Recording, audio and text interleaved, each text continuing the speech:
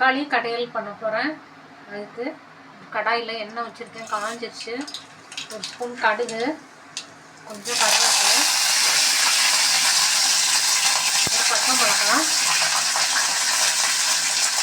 சின்ன வெங்காயம், ஒரு 10 வெங்காயம் நல்லா வதக்கிக்கணும்.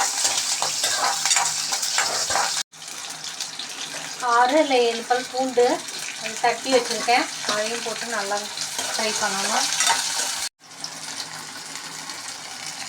ஜீரகம் 1 ஸ்பூன்,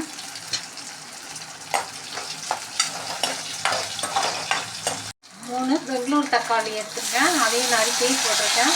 அதையும் போட்டு நல்லா வதக்கணும். நாட்டு தக்காளி நல்லா இருக்காது, பெங்களூர் தக்காளி தான் எடுத்துக்கணும்.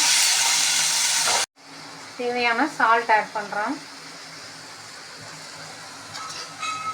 நல்லா மிக்ஸ் பண்ணிவிட்டு மூடி வச்சிடலாம். மஞ்சள் பொடி 1/4 ஸ்பூன், பெருங்காயம் 1 ஸ்பூன்,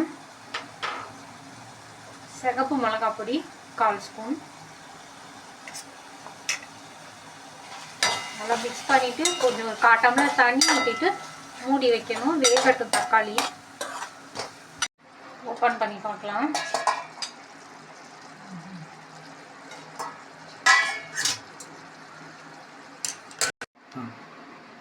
உள்ள தண்ணி எல்லாம் எடுத்துடலாம். ஃபஸ்ட்டு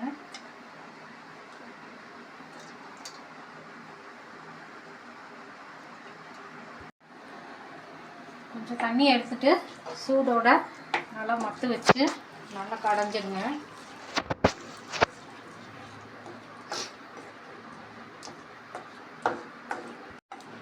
நல்லா தேவையான அளவு கடைஞ்சிக்கலாம்.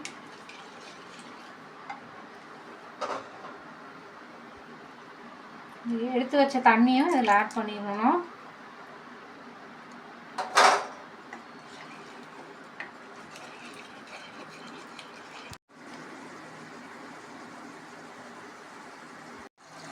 நல்லா கொதிச்சிருச்சு, ஸ்டவ் ஆஃப் பண்ணிட்டேன்.